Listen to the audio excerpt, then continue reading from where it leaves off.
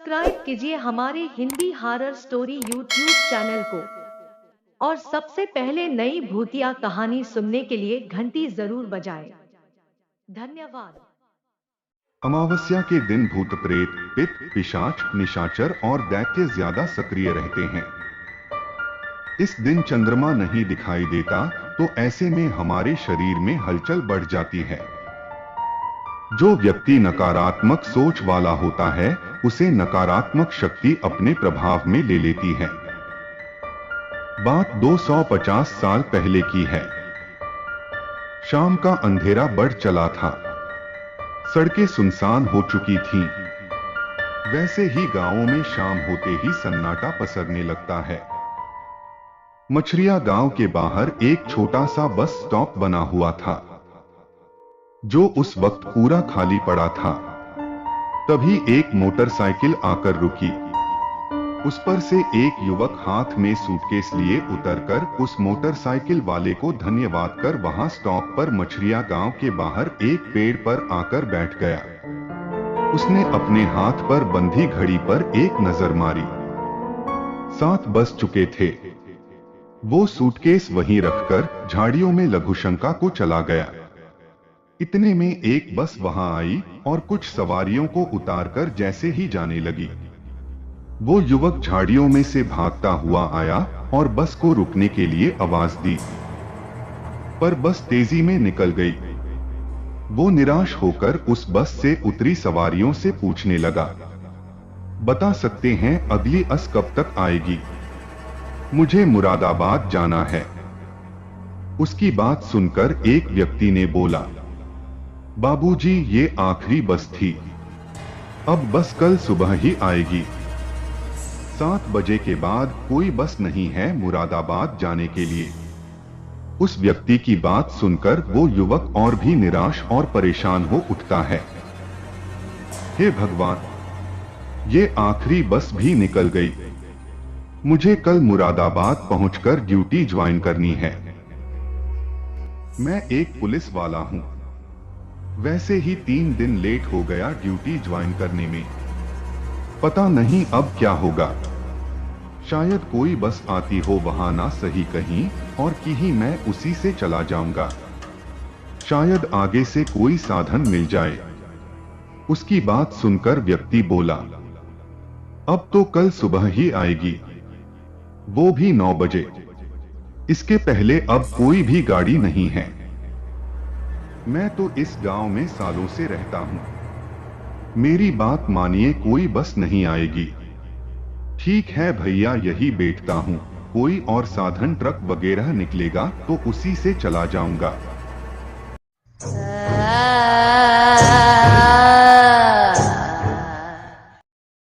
वो युवक वहीं पेड़ पर बैठकर इंतजार करने लगा। उसके चेहरे पर परेशानी साफ झलक रही थी। वो नीचे सिर करके बैठ गया।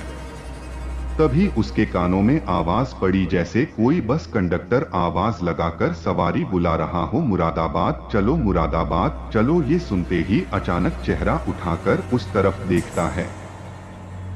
एक बस खड़ी थी और कंडक्टर सवारियों को आवाज लगा रहा था।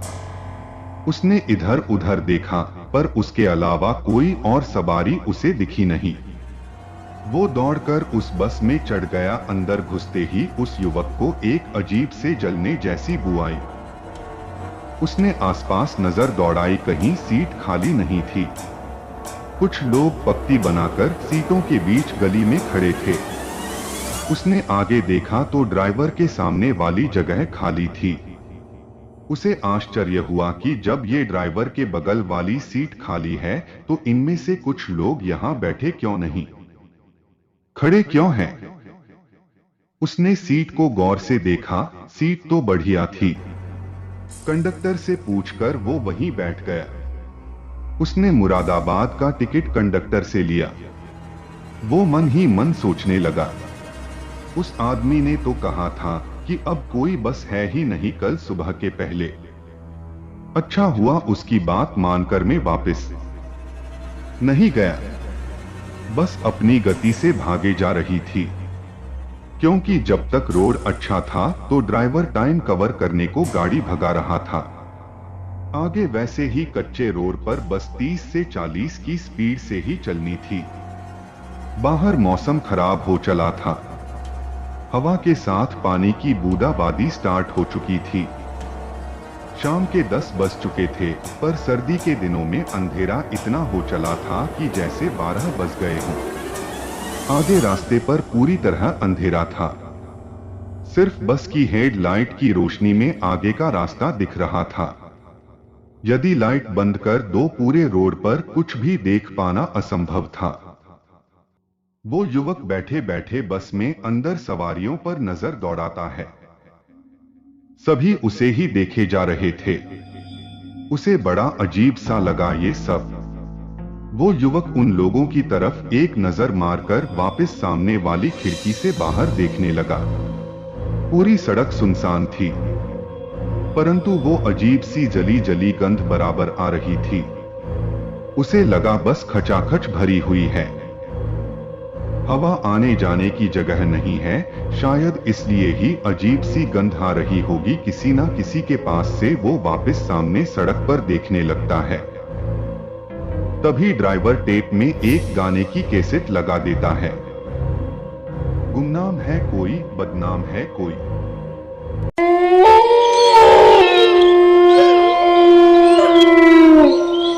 किसको खबर कौन है वो अनजान है, कोई बस भरी हुई जरूर थी पर अंदर पूरी तरह खामोशी थी। सभी सवारियां खामोशी से बैठी थीं। उसने गौर किया बस की सभी खिड़कियां बंद थी। पूरी बस में एक अजीब सा सन्नाटा पसरा हुआ था। गड्ढों के कारण खिड़कियों के शीशे के ही बजने की आवाज आ रही थी। इस पर ड्राइवर के ऐसा गाना लगा देने पर वो युवक उस ड्राइवर के चेहरे की तरफ गौर से देखने लगा। वो एकदम सीधा सामने की तरफ देख बस चला रहा था। अमूमन ड्राइवर बीच बीच में गर्दन घुमाकर इधर उधर देखते हैं या खिड़की से गुटखा थूकते हैं, पर वो जब से उस बस में आकर बैठा वो ड्राइवर यूं ही अजीब ढंग से बैठा बस चलाने में मग्न था। उसकी नजर कंडक्टर पर पड़ी, वो भी बड़ी खामोशी से उसे ही देखे जा रहा था। तभी वो गाना खत्म हुआ और अब दूसरा बजने लगा। तभी उस युवक के पास एक गंजा आदमी आकर बैठ जाता है, जो तब से ही खड़ा हुआ है जब से वो युवक उस बस में चढ़ा था। उसे अपने पास बैठते देख उस युवक ने धीरे से बोला। इतनी देर खड़े रहने के बाद अक्ल आई उस युवक ने बोला तो धीरे से था, पर जैसे उस गंजे आदमी ने सुन लिया हो। उस युवक को घूर के देखने लगा, जैसे खा ही जाएगा, पर कुछ बोला नहीं। लगभग 2 घंटे बीत चुके थे। बस अपनी गति से आगे बढ़ी जा रही थी। आश्चर्य इतने गांव पड़े पर ड्राइवर ने अभी तक कहीं भी बस नहीं रोकी थी। इतनी देर हो गई चलते चलते। उसने ड्राइवर से हिम्मत कर पूछा, भैया कहीं बस रुकेगी क्या? पर ड्राइवर ने जवाब देना तो दूर उसकी तरफ देखा तक नहीं। उस युवक को बड़ा अजीब लगा ये सब। उसने फिर हिम्मत कर पूछा, अरे भैया जी कोई खाने पीने की होटल या कोई गांव आए तो 5 मिनट रोक दीजिएगा। सब्सक्राइब कीजिए हमारे Hindi horror story YouTube channel को और सबसे पहले नई भूतिया कहानी सुनने के लिए घंटी जरूर बजाएं। धन्यवाद।